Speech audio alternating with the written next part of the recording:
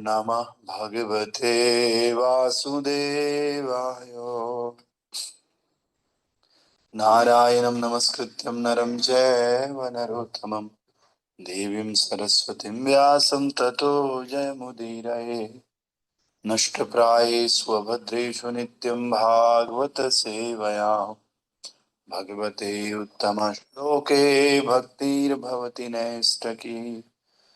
कृष्णाय वासुदेवाय देवकी नंदनाय च नन्दगोपकुमाराय श्रीगोविन्दाय नमो नमः। मूकं करोति वाचालं पङ्गुं लङ्घायते गिरिं यत्कृपां तमहं वन्दे श्रीगुरो दीनतारिणं। श्रीपरमानन्दमाधवं श्रीकृष्ण चैतन्य ईश्वरं गुरुवे गौरचन्द्राय राधिकाय तदालये कृष्णाय कृष्ण भक्ताय तद्भक्ताय नमो नमः। नमो विष्णुपादाय कृष्ण पृष्ठाय भूतले श्रीमते भक्ति वेदांत गोस्वामिने नामिने। नमस्ते सरस्वती देवे गौरवाणी प्रचारिणे निर्विशेष शून्यवादी अजात्यदेशतारिणे। जय श्री कृष्ण चैतन्य प्रभु नित्यानंद श्री अद्वैत गदाधर शिवासादि गौर भक्त वृंद। हरे कृष्णा कृष्णा कृष्णा हरे हरे, हरे राम राम राम हरे हरे। गुरुवे गौरचंद्राय राधिकाय तदालये कृष्णाय कृष्ण भक्ताय तद्भक्ताय नमो नमो। पंकजनाभाय नमो पंकजमालिने नमो पंकजनेत्राय नमस्ते पंकजांग्रये। ग्रंथराज श्रीमद् भागवत महापुराण की जय। श्रील प्रभुपाद गुरु महाराज की, अनंत कोटि वैष्णव वृंद की जय। नामाचार्य श्रील हरिदास ठाकुर की जय। निताय गौर प्रेमानंदे हरि हरि बोल। All glories to Simul devotees, all glories to Simul devotees, all glories to Shri Guru and Gauranga, all glories to divine Srila Prabhupada की जय। तो आप सभी का स्वागत सुबह की भागवतम कक्षा में। हम लोग पहला स्कंद पढ़ रहे हैं, दूसरा स्कंद पढ़ रहे हैं और दूसरे में पहला अध्याय जिसका नाम ईश्वर अनुभूति का पहला सोपान। और इसमें श्लोक संख्या वी आर रीडिंग 32, श्लोक संख्या 32 पढ़ रहे हैं हम लोग। तो जो इस प्रकार से है, व्रीडोत्तरोष्टो अधर एव लोभो धर्मस्तनो धर्मपथोऽस्य पृष्ठम् कुस्तस्य मेणं वृषणो च मित्रो कुक्षी समुद्रा गिरयोस्ति संगा। व्रीडोत्तरोष्टो धर एव लोभो धर्मस्तनो धर्मपथोऽस्य पृष्ठम् कस्तस्य मेणं वृषणो च मित्रो कुक्षी समुद्रा गिरयोस्ति संगा। हरे कृष्ण। हरे कृष्ण प्रभु जी। यस। व्रीडोत्तरोष्ठो अधर एव लोभो धर्मास्थनो धर्म पथोऽस्य पृष्ठम् कस्तस्य मेढं वषणो च मित्रो कुशी समुद्रा गिरयो स्थित संघ। हरे कृष्णा। हरे कृष्णा। दंडवत प्रणाम। वृद्धोत्तरष्टो धर एव लोभो धर्मास्थानो धर्मपाठोऽस्य पृष्ठम् कस तस्य मित्रं वृषणो च मित्रो कुशी समुद्र गिरयो स्थि संग। हरे कृष्ण प्रवीण। हृदोतरुष्टो धर एव लोभो धर्मासतानो धर्मपादसपृष्ठम् कस्तस्य मेद्रं वृषटो च मित्रो कुशिः समुद्रगिरस्थितसंगाः। हरे हरि कृष्ण। बोल। और कोई भक्त? हरे कृष्ण प्रभु जी, दंडवत प्रणाम प्रभु जी। वीणोदरुष्टो अधरम् इव लोभो धर्मस्तनो अधर्मपतो अस्य पृष्ठम् कस्तस्य मेढं वृष्णो च मित्रो कुशी समुद्रागिरयोऽस्ति सङ्गः। हरे कृष्ण। हरे कृष्ण। हरे कृष्ण तो प्रभु। यस, विडोस्तरोष्ठोधर एव लोभो धर्मास्तनो धर्मपस्थस्य पृष्ठम् कृतस्तमेढं वृषणो च मित्रो कुक्षि समुद्रागिरयोस्तु संगा। हरि बोल। ओके, तो कल हमने देखा इस प्रकार से, जो दिन है भगवान की पलकें दिन और रात है। भगवान जब आंखें खोलते हैं तो दिन है, भगवान जब आंखें बंद करते हैं, पलकें बंद करते हैं तो रात है। और हमने देखा कि उनकी भ्रुकुटी में ब्रह्मा तथा अन्य बड़े बड़े महापुरुषों का निवास होता है, और उनकी जो जीभ है और तालु है वे सभी वस्तुओं का रस है या सार है। तो आगे भी हमने देखा कि जो मृत्यु के देवता और पापियों को दंड देने वाले यमराज हैं वो उनकी दाढ़ी में रहते हैं, दाढ़ी के बराबर है। और उनकी जो दांतों की पंक्ति है और जो सबको मोहित करने वाली उनकी हंसी है, वो हंसी भौतिक रूपी महासागर पर जब वो डालते हैं तो वो माया का काम करती है, माया बन जाती है। तो आज का जो श्लोक है उस प्रकार से है। लज्जा श्री भगवान का ऊपरी ओंठ है, लालसा उनकी ठुड्डी है, और धर्म उनका वक्षस्थल है तथा अधर्म उनकी पीठ है। यानी कि अधर्म भी बिना भगवान की शक्ति के नहीं कर सकते। मुझे किसी को मारना है, मारने के लिए शक्ति चाहिए, वो शक्ति भी ठाकुर जी देंगे। हाँ, भले ठाकुर जी की इच्छा उसमें नहीं है, लेकिन शक्ति तो ठाकुर जी की है ना। पिताजी ने हमें 10 रुपए दिए और उन 10 रुपए को जा करके कोई बीड़ी पी लेता है, सिगरेट पी लेता है, तो भैया सब पिताजी, पैसे तो पिताजी के ही है ना। हाँ, हम उसका दुरुपयोग कर रहे हैं, पिताजी की इच्छा नहीं है कि आप जा करके सिगरेट पियो, लेकिन पैसा पिताजी का है, ये पक्की बात है। ऐसे ही भगवान की शक्ति से ही अधर्म होता है, भगवान की इच्छा के विरुद्ध। और भौतिक जगत में समस्त जीवों के जनक ब्रह्मा उनकी जननेंद्रियां हैं, और मित्रा वरुण उनके दोनों अंडकोश हैं, सागर उनकी कमर है, और पर्वत उनकी अस्थियों का समूह है। तो एक बार फिर से देख लो। ऊपरी ओंठ लज्जा है, शर्म जिसको आती। लालसा मतलब कुछ पाने की इच्छा, वो जो है ठुड्डी है। धर्म उनका वक्षस्थल, यानी कि जो धर्म कर रहे हैं वो भगवान को सामने से देख रहे हैं। और अधर्म उनकी पीठ है, यानी कि भगवान की इच्छा के विपरीत। पीठ को थोड़ी मैं देख पाता हूँ क्या है। और भौतिक जगत में समस्त जीवों के जनक ब्रह्मा जी उनकी जननेंद्रियां हैं, क्योंकि ब्रह्मा जी से ही इस संसार का विस्तार होता है, इसीलिए ब्रह्मा जी उनकी जननेंद्रियां होगी। मित्रा वरुण उनके अंडकोश है, सागर उनकी कमर है, और पर्वत उनकी अस्थियों के समूह है। जितने भी पर्वत दिख रहे हैं वो भगवान की हड्डियां हैं, ऐसे समझ सकते हैं।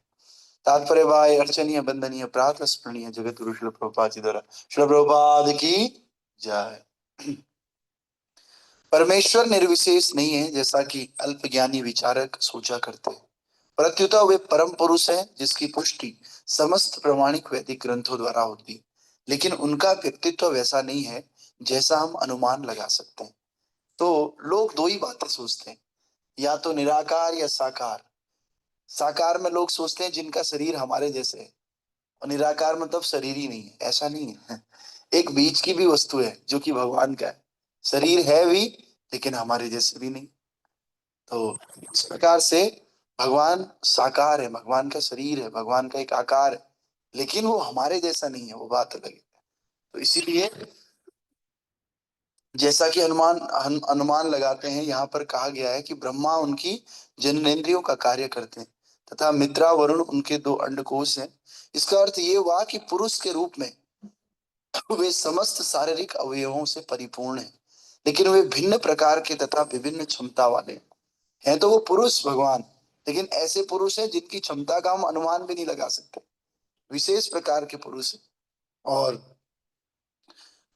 अतएव जब भगवान को निर्विशेष वर्णित किया जाता है, तब ये समझना चाहिए कि उनका व्यक्तित्व हमारे अपूर्ण तर्क के क्षेत्र में पाए जाने वाले व्यक्तित्व जैसा नहीं है, हमारे लॉजिक में फिट होने वाला है ही नहीं। भगवान का जो व्यक्तित्व है हमारे लॉजिक से परे है। इसीलिए किंतु मनुष्य चाहे तो पर्वतों या समुद्रों तथा आकाश को विराट पुरुष के विराट शरीर के अंग मानकर उनकी पूजा कर सकता है। भगवान श्री कृष्ण ने अर्जुन को जो विराट रूप प्रदर्शित किया, वो अस्ताहीनों के लिए एक चुनौती है। तो अगला श्लोक, नद्योस्य नाड्यो तत तनुरुहानि महीरुहा विश्वतनु नृपेन्द्र अनंत वीर्या स्वसितम मतार्श्व गतिर्वयः कर्म गुण प्रवाह। हे राजन, नदियां उस विराट शरीर की नसें हैं, वृक्ष उनके रोम है और सर्वशक्तिमान वायु उनकी श्वास है। व्यतीत होते हुए युग उनकी गति तथा प्रकृति के तीनों गुणों की प्रतिक्रियाएं ही उनके कार्यकलाप हैं। अब नदियां उनकी क्या है? नसें। नसों में खून बहता है ना ब्लड बहता है, उसी प्रकार नदियां बह रही हैं भगवान की नसें बन करके। वृक्ष उनके रोम है, वृक्ष, और रोम मतलब होता है बाल, भगवान के शरीर पे जो बाल है वो वृक्ष है। और सर्वशक्तिमान वायु उनकी सांस है।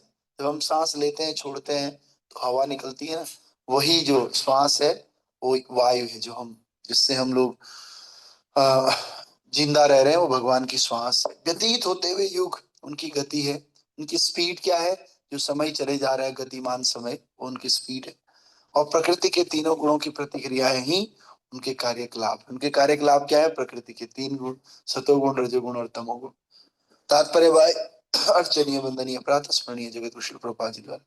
भगवान न तो जड़ पत्थर है, नहीं वे निष्क्रिय है जैसा कि कुछ विचारधारा वाले लोग सोचते हैं। वे समय के साथ गतिशील होते हैं, अतएव वे अपने वर्तमान कार्यकलापों के साथ साथ भूत तथा भविष्य के विषय में भी सब कुछ जानते हैं। उनसे कुछ भी अज्ञात नहीं रहता। बद्ध जीव भौतिक प्रकृति के गुणों की प्रतिक्रियाओं द्वारा प्रेरित होते हैं और ये ही भगवान के कार्यकलाप है। जैसा कि भगवत गीता में कहा गया है, प्रकृति के गुण उन्हीं के निर्देशन में कार्य करते हैं। मया दक्षिण प्रकृति सूयते सुचुराचरम हेतु नानेन कौन्तेय। तो कह रहे हैं कि प्रकृति के गुण उन्हीं की अध्यक्षता में ही कार्य करते हैं। अतएव कोई भी प्राकृतिक कार्य न तो बिना किसी उद्देश्य के होता है और अपने आप भी नहीं होता है। कई लोग बोलते हैं प्रकृति है, ऑटोमेटिक है, अपने आप हो जाता है। ऐसा नहीं है, कोई भी काम दुनिया में अपने आप नहीं होता है। रेलवे में ट्रेन चल रही है, कोई गाड़ी चल रही है, लेकिन कोई मूर्ख व्यक्ति सोचेगा ये गाड़ी अपने आप चल रही है, नहीं चलेगी, वो ड्राइवर चला रहा है उसको अंदर से। तो इसी प्रकार से चाहे वो प्रकृति हो या कोई भी एस्पेक्ट हो इस संसार में, वो अपने आप नहीं होता है। तो इसी प्रकार ये प्रकृति भी, इसका एक उद्देश्य है और साथ ही साथ इसका कोई ना कोई चालन करने वाला है। दोनों बातें, बिना उद्देश्य के भी गाड़ी नहीं चलती, ट्रेन भी बिना बिना उद्देश्य के नहीं चलती। हर काम का कोई ना कोई उद्देश्य होता है और उसको चलाने वाला, मैनेज करने वाला कोई ना कोई व्यक्ति होता है। उसी प्रकार से इस प्रकृति का भी उद्देश्य है और इस प्रकृति का चालन करने वाले मैनेजर स्वयं भगवान श्री कृष्ण है। और मैनेजर भी नहीं है बल्कि भगवान तो डायरेक्टर है, निर्देश करते हैं और देवी देवताओं को पूरा मैनेज करने के लिए इसको लगा देते हैं, भौतिक सृष्टि को। किसी को पैदा करने के लिए, किसी को मारने के लिए, किसी को पालन करने के लिए और किसी को अन्य चीजें देखने के लिए भगवान ने पूरा एक टीम खड़ा कर रखा है और उस टीम के माध्यम से भगवान इस प्रकृति का संचालन करते हैं। इस तरह भगवान कभी निष्क्रिय नहीं होते और सारे कार्यकलापों के पीछे भगवान की अध्यक्षता की शक्ति ही कार्य करती है। अध्यक्ष हमेशा भगवान ही रहते हैं, काम कोई भी करे, मैनेजमेंट कोई भी करे, लेकिन अध्यक्ष भगवान है हमेशा। और इस तरह भगवान कभी निष्क्रिय नहीं होते जैसा कि भ्रमवश अनुचित सोचा जाता है। वेदों का कथन है कि परमेश्वर को स्वयं कुछ भी नहीं करना होता है, जैसा कि श्रेष्ठ जनों के किस्से में होता है, लेकिन सृष्टि के सारे कार्य उन्हीं की अध्यक्षता में संपन्न होते हैं। जैसा कहा जाता है कि उनकी स्वीकृति के बिना एक पत्ता भी नहीं हिल सकता। ब्रह्म संहिता में कहा गया है कि सारे ब्रह्मांड तथा इनके अधीश्वर उनके श्वास लेने की अवधि तक ही अस्तित्व में रहते हैं। यानी कि ब्रह्मा जी भी तब तक ही अस्तित्व में है जब तक भगवान श्वास नहीं लेते दूसरी। जैसे ही भगवान ने दूसरी श्वास ली वैसे ही ब्रह्मा के लोक तक सारे लोग खत्म हो जाते हैं। बस आध्यात्मिक लोक बचा रहता है जो ब्रह्मा जी के लोक से ऊपर है। और यहाँ पर इसी की पुष्टि की गई। ब्रह्मांडों के भीतर जिस वायु में सारे ब्रह्मांड तथा ग्रह स्थित हैं, वो अजित विराट पुरुष की श्वास का केवल अंश मात्र है। जो भी हवा हम ले रहे हैं, जो भी सांस हम ले रहे हैं, हवा देख रहे हैं, ये तो भगवान की सांस का एक अंश है बस। भगवान की पूरी सांस भी नहीं है हवा, ये एक अंश मात्र है। उस अंश मात्र से हम कई बार तूफान आता है तो बह जाते हैं। सोचिए हम में और भगवान में कितना अंतर है। और लोग बोलते हैं हम भी एक दिन भगवान हो जाएंगे। कितनी मूर्खतापूर्ण बात है कि हम भी एक दिन भगवान हो जाएंगे। तो इस प्रकार से कि ब्रह्मांडों के भीतर अतएव मनुष्य नदियों, वृक्षों, वायु तथा बीतने वाले युगों के अध्ययन द्वारा भी भगवान की निर्विशेष धारणा से दिग्भ्रमित न होकर भगवान की न्याय संगत धारणा बना सकता है। आप देखिए भगवान का जो एक बाल है वो वृक्ष है। अरे कोई बड़ा सा वृक्ष मेरे ऊपर अगर गिर गया तो हमारा तो हरि बोल हो जाएगा, समझ रहे, सांस भी नहीं ले पाएंगे। और ऐसे भगवान से लोग अपनी तुलना करते हैं और सोचते हैं कि एक दिन हम भी भगवान बन जाएंगे। कभी नहीं हो सकता है। जीव और भगवान हमेशा अलग अलग होता है। तो इसीलिए लोगों को दिग्भ्रमित नहीं होना चाहिए और इस सिद्धांत को बहुत अच्छे से समझना चाहिए और समझ करके भगवान की न्याय संगत धारणा बनानी चाहिए। न्याय संगत मतलब जो सच में है। न्याय का मतलब ही यही होता है, जो सच है उसको स्वीकार करना, जो झूठ है उसको रिजेक्ट करना। That is called justice, that is called न्याय। तो न्याय संगत धारणा यही है कि भगवान भगवान है, सबसे अलग है। भगवान की क्षमताओं का हम अनुमान भी नहीं लगा सकते। हम लोग जीव है, माया में घिरे हुए हैं और हम लोगों के बस में कुछ भी नहीं है। बस हमें भगवान के शरणागत जाना है, तब जाकर के हमारा भला होगा। ये न्याय संगत धारणा है। और भगवत गीता 12.5 में भगवान कहते हैं कि जो परम सत्य के निर्विशेष विचार के प्रति आकृष्ट हैं, वे भगवान के सगुण स्वरूप के उपासकों की अपेक्षा अधिक कष्ट उठाते हैं। भक्ति योग वाला चैप्टर है 12वां अध्याय। उसमें भगवान कह रहे हैं क्लेशोधिक तरस तेषाम। क्लेशो मतलब क्लेश, अधिक मतलब अधिक, तरस तेषाम, तेषाम मतलब उनको। किनको? जो भगवान के निराकार स्वरूप की आराधना करते हैं, उनको बहुत ज्यादा क्लेश है। तो भगवान करे क्लेश वाले रास्ते पे क्यों जा रहे हो अर्जुन? तुम मेरे साकार रूप की पूजा करो, मेरी भक्ति करो, मेरा नाम उच्चारण करो, मेरी पूजा करो। बस बहुत आसान रास्ता है, मैं तुम्हें लेकर के चले जाऊंगा। सर्वधर्मान परित्यज्य माम एकम शरणं व्रज अहम त्वाम सर्व पापेभ्यो मोक्षयिष्यामि मा शुचः। तुम डरो मत यार, तुम कहाँ ये निराकार के रास्ते पे जा रहे हो? वो भी एक रास्ता है, लेकिन अर्जुन तुम मेरे दोस्त हो ना, मैं कैसे तुम्हें इतने इतने बड़े रास्ते पे लेकर के जा सकता हूँ? वो तो कष्टों से भरा हुआ है निराकार वाला रास्ता। इसीलिए आप साकार की तरफ आओ, ये डायरेक्ट वे है भगवान के पास जाने का। और मुझे भी पसंद है, ठाकुर जी कह रहे हैं। इसलिए अर्जुन को आदेश दे रहे, सलाह नहीं दे रहे, आदेश दे रहे अर्जुन तू तो साकार रूप की ही पूजा कर क्योंकि तू मेरा मित्र है। तो इसीलिए हम सबको भी भगवान के सगुण स्वरूप इसकी उपासना करनी चाहिए और भगवान की भक्ति करते हुए अपने जीवन को सफल बनाना चाहिए। और धीरे धीरे इस संसार में रह करके संसार में अच्छे से अपने परिवार का, अपने कर्तव्यों का पालन करते हुए, मृत्यु की तैयारी करते हुए, मृत्यु के बाद अच्छे से भगवान के धाम जाना चाहिए। क्वेश्चन पूछ रहे हैं, सॉरी प्रभु। हरे कृष्णा प्रभु जी, प्रणाम प्रभु जी। एक क्वेश्चन था कि मतलब आज के टॉपिक से तो नहीं है बट थोड़ा सा अलग से है।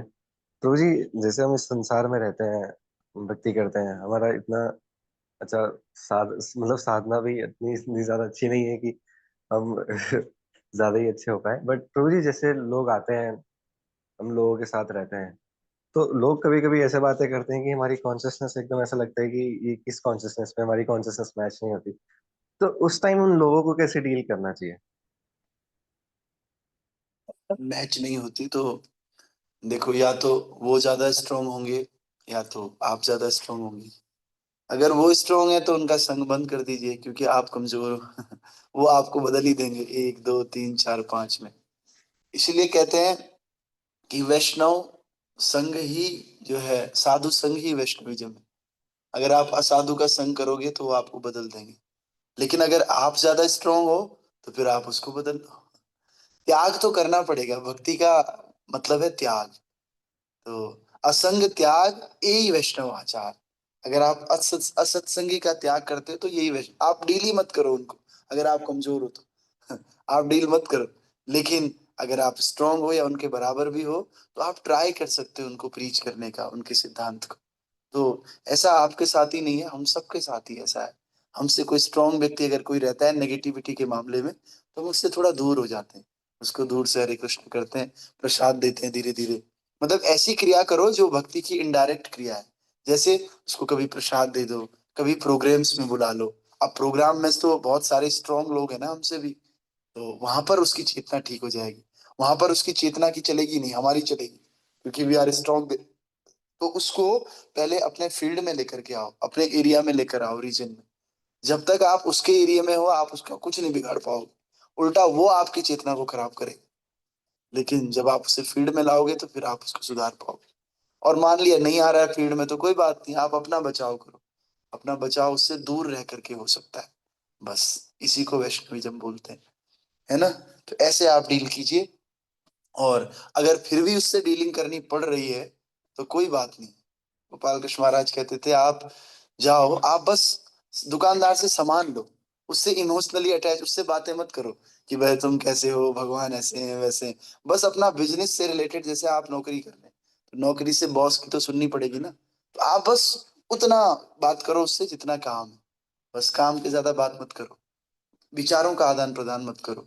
तो इससे कॉन्शियसनेस आपकी बनी रहेगी, आपका काम भी हो जाएगा। ठीक है। ग्रंथराज श्रीमद् भागवत महापुराण की जय। श्रील प्रभुपाद गुरु महाराज की जय। अनंत कोटि वैष्णव वृंद की जय। निदाय गौर हरि प्रेमानंदे। हरि हरि बोल।